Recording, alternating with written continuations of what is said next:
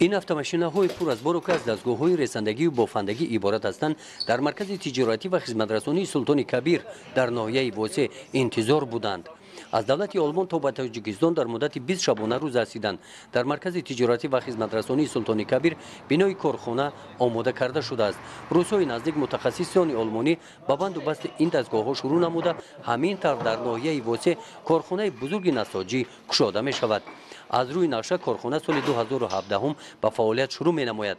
дар навбати аввал 500 нафар сокинони ноҳия дар корхона ба кори доимӣ таъмин карда шуда, баъди пурра ба анҷом расидани банду басти дастгоҳҳо барои 1500 нафар сокинони ноҳия ҷойҳои нави корӣ муҳайё карда мешаванд. то ба анҷом расидани корҳои сохтмонӣ барои омӯзиш коргарон ба давлати олмон барои таҷрибаомӯзӣ фиристонида мешаванд. ташкили ин корхона аз рӯи дастури супоришҳои асосгузори сулҳ ваҳдат пешвои миллат президенти ҷумҳурии Тоҷикистон муҳтарам Эмомалӣ Раҳмон мебошад, ки ҳангоми сафари кориашон ба ноҳияи Восеъ рӯзҳои 3 ва 4 октябр барои муҳайё намудани ҷойҳои нави корӣ ба соҳибкорони маҳаллӣ дастури супориш ва маслиҳатҳо дода буд. гузориши Хоҷа Назриф Худойназар Зуҳуров аз ноҳияи Восеъ барои барномаи иттилооти Навид.